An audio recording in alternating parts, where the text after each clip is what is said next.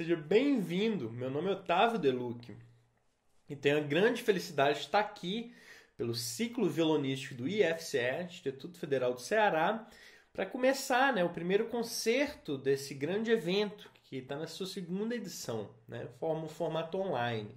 Primeiramente, eu gostaria de agradecer a todos os organizadores e pessoas envolvidas nesse evento, principalmente nós que produzimos, promotores da cultura e do violão também brasileiro, nesse cenário artístico e musical. A gente sabe que não é fácil, articular diversos desejos, pessoas e ideias para que isso aconteça. Então deixo aqui meus parabéns. É uma iniciativa maravilhosa e que continue por diversos outros anos e diversas outras edições. Eu fiquei muito surpreso e muito feliz quando eu vi o tamanho, do IFCE, porque temos vários polos ao longo de todo o estado, então isso é maravilhoso, e todo mundo está sendo muito bem orientado, que é ótimo.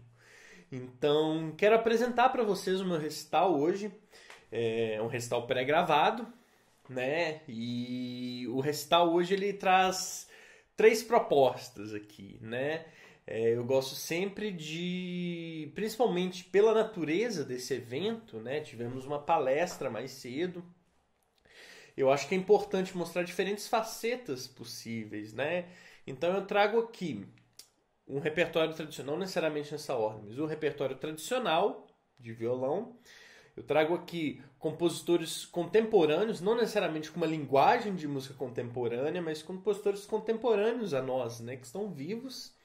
E eu trago aqui a minha faceta também de arranjador, Primeira coisa, eu gostaria de comentar, sobre a natureza da palavra tocar, É uma coisa que me marcou muito, foram nas aulas, algumas aulas que eu tive com o Ian Guest, ele comentava, que tocar, por exemplo, em inglês é play, e essa palavra, o verbo play, to play, ele é usado também não só no português, numa tradução para o português, para o verbo tocar, mas também para o verbo brincar.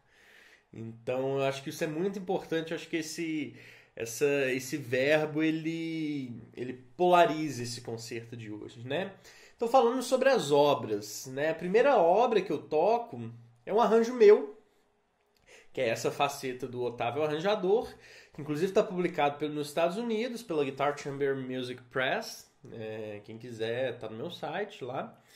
E é um arranjo de uma obra tradicional da cidade onde eu cresci. E onde eu estou no momento, na verdade, Prados, Minas Gerais. Tico Tico subiu a serra. Prados tem um dos passeios ecológicos mais antigos da América Latina. Passei a Serra de São José.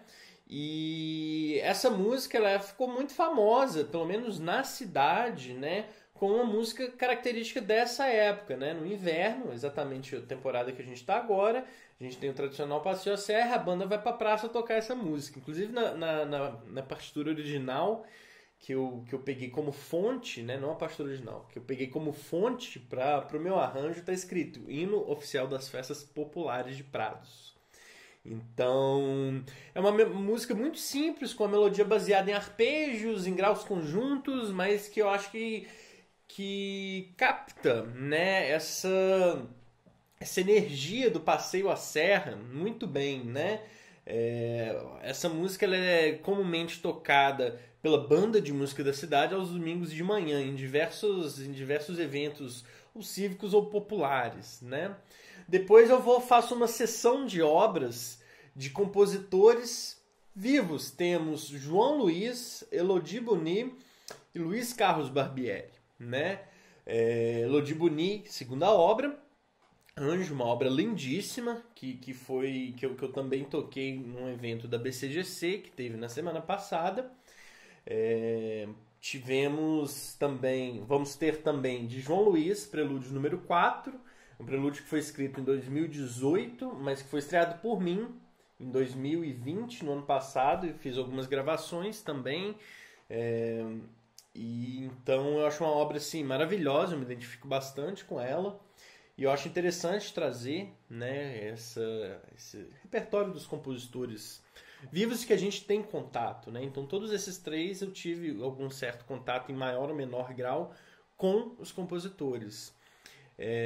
Então Prelúdio número 4, de João Luiz, um prelúdio que também foi contemplado em um dos eventos da BCGC no ano passado. E depois de Luiz Carlos Barbieri, Prelúdio e Dança número 4, né? É uma música que foi escrita no ano de 2019, em maio, abril-maio, né? Uma música de 2 movimentos.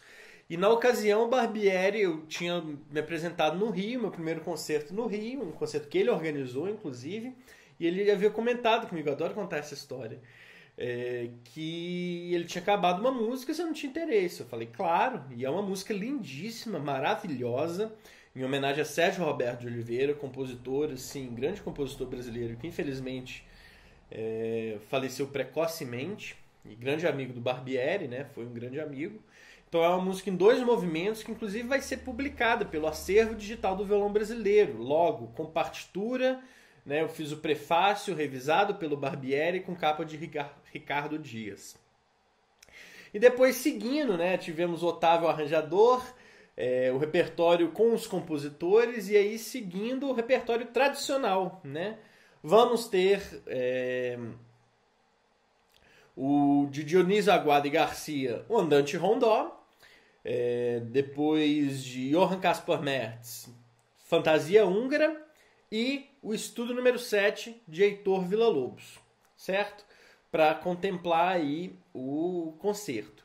Espero que vocês gostem, só reiterando a ordem, né? Temos Tico Tico Subiu a Serra, um anjo meu, uma obra de cunho popular da cidade de Prados, Minas Gerais. Depois de Elodie Boni, Anjo. Prelúdio número 4 de João Luiz.